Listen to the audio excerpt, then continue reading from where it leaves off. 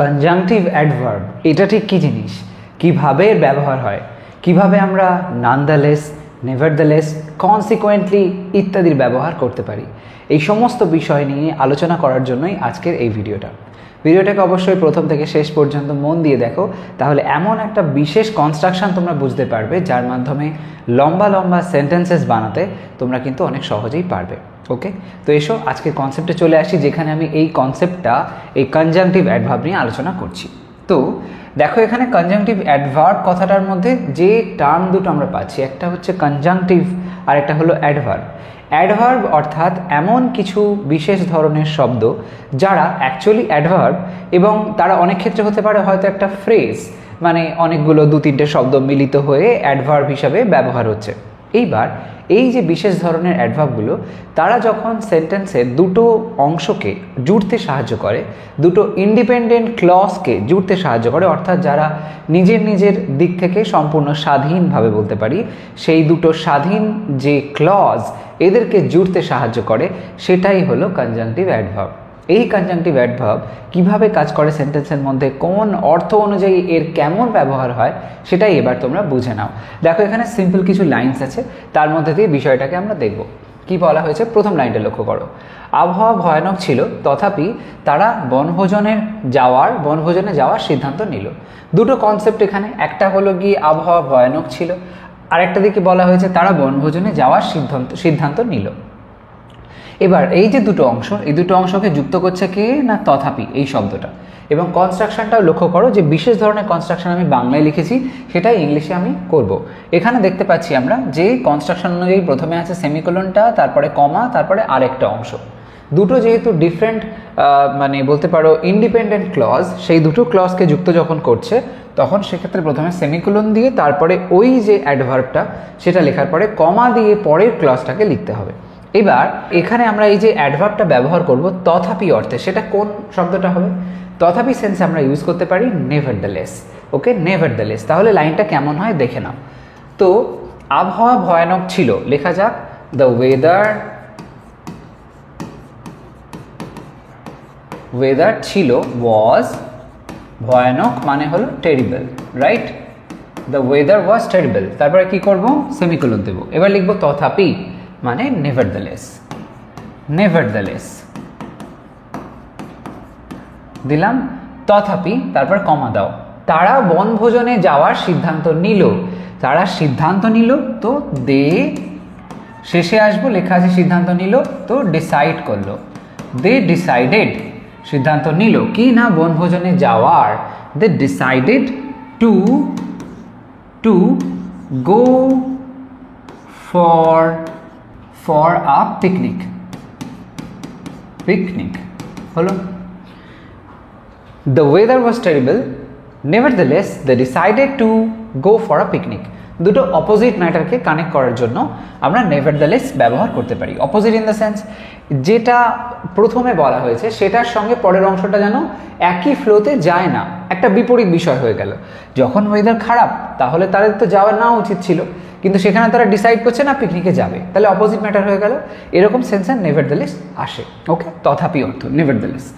পরের লাইনটা দেখো, সে খুবই ক্লান্ত ছিল, সে যাই হোক সে কাজ চালিয়ে গেল। সে খুবই ক্লান্ত ছিল, এটা একটা অংশ, আর একটা সে কাজ চালিয়ে গেল। এইবার এই দুইয়ের মাঝখানে কে আছে? এই দুইয়ের মাঝখানে বসে আছে এই ব্যক্তিটা, সে যাই হোক।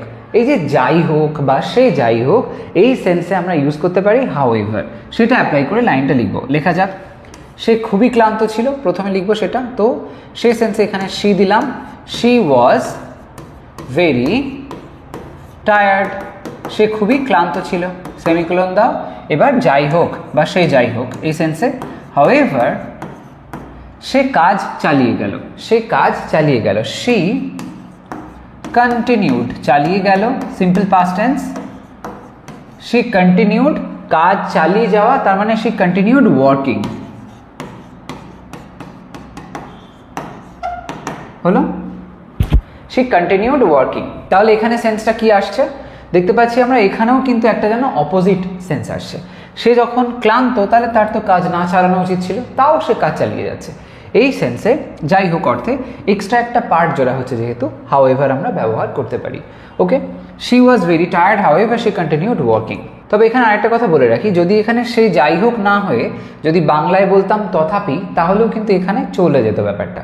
যেহেতু অপোজিট সেন্স আসছে, সেই সেন্সে এখানে আমরা অবশ্যই নেভারদালেস করেও বলতে পারতাম যদি বাংলাতে তথাপি অর্থ থাকতো। পরের লাইনটা দেখো, সে অনেক চ্যালেঞ্জের মুখোমুখি হয়েছিল, তবুও সে তার স্বপ্ন ত্যাগ করেনি। এখানে আসছে কি তবুও, এই তবুও শব্দটা যুক্ত করছে দুটো আলাদা অংশকে। তো লেখা যাক, তবুও সেন্সে কি করব, স্টিল ব্যবহার করব, স্টিল। লেখা যাক, সে অনেক চ্যালেঞ্জের মুখোমুখি হয়েছিল। তো এখানে সে সেন্সে হি দিলাম, মুখোমুখি হয়েছিল মানে ফেস করেছিল, হি ফেসড অনেক challenge, many challenges, he faced many challenges, semicolon দিলাম, হি ফেসড মেনি চ্যালেঞ্জেস, তবুও স্টিল সে তার স্বপ্ন ত্যাগ করেনি, he did not, he did not ত্যাগ করেনি মানে গিভ আপ করেনি, হি ডিড নট বা didn't, he didn't give up his তার স্বপ্ন dream. Okay, he didn't give up his dream, he faced many challenges, still he didn't give up his dream. তো এখানে still ব্যবহার হলো। পরের লাইনটা, দল খারাপ খেলেছিল তবুও তারা খেলায় জিততে পেরেছিল। এখানেও আসছে তবুও। এবার এখানে এই তবুও সেন্সে আগের মতন স্টিল ব্যবহার করব না, এখানে তবু অর্থে ব্যবহার করব নানদালেস, এই শব্দটা নানদালেস। তাহলে লাইনটা কেমন হয় দেখো, দল খারাপ খেলেছিল, তো দল দ্য টিম খারাপ খেলেছিল মানে প্লেড, সিম্পল পাস্ট টেন্স হবে, প্লেড খারাপভাবে খেলেছিল, পোরলি এরকম বলতে পারি, the team played poorly, semicolon. তবুও সেন্সে নানদালেস, তবু কমা দিলাম, তারা খেলায় জিততে পেরেছিল। জিততে পেরেছিল মানে এটা এরমভাবে বলতে পারি যে সামহাও যেন জিতে গেছিল, ম্যানেজ করে নিয়েছিল জেতার ব্যাপারটা। তো সেই অর্থে এরমভাবে লিখতে পারি, দে ম্যানেজড। তাহলে লাইনের মিনিংটা প্রপারলি আসবে, দে ম্যানেজড টু, জিততে ইনফিনিটিভ করলাম, to win, nonetheless they manage to win, খেলায় তো the game, win the game হলো। তাহলে এখানে আসলো কি নানদালেস। তবুও সেন্সে আমরা কিন্তু দুটো শব্দের ব্যবহার দেখলাম, একটা হলো স্টিল আর একটা হলো নানদালেস। পরের লাইনটা কি বলছে, সে নির্দোষ বলে দাবি করেছিল, তা সত্ত্বেও প্রমাণ তার বিপক্ষে ছিল। এই যে তা সত্ত্বেও, এই সেন্সে ইউজ করতে পারি আমরা রিগার্ডলেস এই শব্দটাকে। ওকে, রিগার্ডলেস। তো লেখা যাক, সে তো হি দাবি করেছিল মানে হলো ক্লেইম করেছিল, হি ক্লেইমড, হি ক্লেইমড কি না নির্দোষ বলে, হি ক্লেইমড টু বি, নির্দোষ মানে innocent, he claimed to be innocent, semicolon দাও, তা সত্ত্বেও রিগার্ডলেস, রিগার্ডলেস কমা, প্রমাণ তার বিপক্ষে ছিল, প্রমাণ মানে the evidence, the evidence, the evidence pointed, the evidence pointed বিপক্ষে ছিল, against him, against him হলো the evidence pointed against him। তাহলে এখানে কি দেখলাম শব্দটা রিগার্ডলেস। পরের লাইনটা, কাজটি কঠিন ছিল এমনকি তাও তারা এটি সম্পন্ন করতে দৃঢ় প্রতিজ্ঞ ছিল। এখানে কি বলা হচ্ছে, এমনকি তাও, এমনকি তাও সেন্সে এমন কি অর্থে, ইভেন, তাও সেন্সে সো, ইভেন সো এটাকে অ্যাপ্লাই করতে পারো।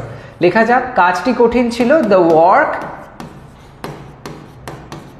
দ্য ওয়ার্ক ওয়াজ, কঠিন মানে difficult, the work was difficult, এমনকি তাও, ইভেন সো, ইভেন সো কমা, তারা এটি সম্পন্ন করতে দৃঢ় প্রতিজ্ঞ ছিল, তারা, দে, দৃঢ় প্রতিজ্ঞ ছিল মানে দে ওয়্যার ডিটারমাইন্ড,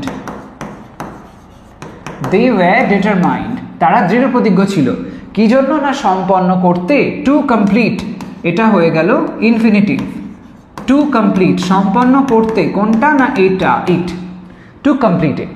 তো এখানে আসলো কি ইভেন সো, এটার ব্যবহার হলো। পরেরটা দেখো, তার একটি ভিন্ন মতামত ছিল তবুও সে তাদের সিদ্ধান্তকে সম্মান জানিয়েছিল। তো এখানে আমরা তবুও অর্থে যেটা ব্যবহার করব এবার সেটা হলো একটা ফ্রেজ, অল দ্য সেম। এর আগে আমরা দেখেছিলাম তবুও সেন্সে কি কি ব্যবহার হয়েছিল, দেখো নানদালেস হয়েছিল আর হয়েছিল স্টিল। এবার আমরা ব্যবহার করছি অল দ্য সেম। লেখা যাক লাইনটা, তার একটি ভিন্ন মতামত ছিল। তো শি হ্যাড একটি ভিন্ন মতামত, তার মানে শি হ্যাড আ ডিফারেন্ট মতামত মানে ওপিনিয়ন, সেমিকোলন দাও। তবুও অল দ্য সেম কি, সে তাদের সিদ্ধান্তকে সম্মান জানিয়েছিল। শি সম্মান জানিয়েছিল মানে রেসপেক্ট করেছিল। শি রেসপেক্টেড তাদের দেয়ার ডিসিশন হলো, শি রেসপেক্টেড দেয়ার ডিসিশন। তাহলে এখানে কি আসলো, অল দ্য সেম এই শব্দটা। ওকে, মানে এই ফ্রেজটা খেয়াল রেখো, এই অর্থে ব্যবহার করতে পারি। পরেরটা, তারা মনোযোগ দিয়ে অনুশীলন করেছিল, ফলে তারা তাদের লাইন ভুলে গেল না। এখানে আসছে কোন শব্দটা, ফলে বা ফলস্বরূপ, এরকম সেন্সে অ্যাপ্লাই করতে পারো কনসিকুয়েন্টলি। তাহলে লাইনটা হবে, তারা মনোযোগ দিয়ে অনুশীলন করেছিল, দে অনুশীলন করেছিল মানে প্র্যাকটিসড, সিম্পল পাস্ট টেন্স, দে প্র্যাকটিসড ডিলিজেন্টলি। মনোযোগ দিয়ে, ডিলিজেন্ট থেকে ডিলিজেন্টলি, দে প্র্যাকটিসড ডিলিজেন্টলি, ফলে কনসিকুয়েন্টলি কমা তারা তাদের লাইন ভুলে গেল না। তারা ভুলে গেল না। দে ডিড নট ভুলে গেল না মানে forget, they did not forget তাদের লাইন, দেয়ার লাইনস। হয়তো ড্রামা কিছু চলছিল সেই সেন্সে আর কি লাইনটাকে আমি লিখেছি। তো they practised diligently, consequently they did not forget their lines. যেহেতু তারা ভালো করে প্র্যাকটিস করেছিল তাই জন্য তারা ভুলল না। তো এখানে ফলস্বরূপ সেন্সে বা ফলে অর্থে কনসিকুয়েন্টলি ব্যবহার দেখলাম। তো দেখতে পেলে তোমরা কিভাবে বিভিন্ন রকম কনজাংটিভ অ্যাডভার্ব ব্যবহার করে আমরা লাইন অতি সহজে বানাতে পারি। এরকম আরও অনেক কনজাংটিভ অ্যাডভার্ব আছে, সেগুলো নিয়েও আমি কোনো আরেকটা দিন ভিডিও নিয়ে চলে আসবো। আজকে যে কয়েকটা আমি কনজাংটিভ অ্যাডভার্ব নিয়ে আলোচনা করলাম, এগুলোকে অ্যাপ্লাই করে তোমরা অসংখ্য লাইন দৈনন্দিন জীবনে বানাতে থাকো, তাহলে প্র্যাকটিসটা খুব ভালোভাবে হবে। আজকের ভিডিও এই পর্যন্তই থাকছে। যদি মনে হয় হ্যাঁ এটা ইনফরমেটিভ ছিল, বেশ কিছু গুরুত্বপূর্ণ বিষয় তোমরা এখানে জানতে পারলে, তাহলে অবশ্যই তোমরা এটাকে শেয়ার করো সমস্ত তোমার বন্ধুদের সাথে, আর একটা লাইক করতে ভুলো না। আর চ্যানেলটা এখনো সাবস্ক্রাইব না করে থাকলে ডেফিনেটলি করে নাও, কারণ এমন ধরনের ইনফরমেটিভ ভিডিওস তোমরা আমার চ্যানেল থেকে পেতেই থাকবে। সবাই ভালো থাকো, সুস্থ থাকো, বাই বাই।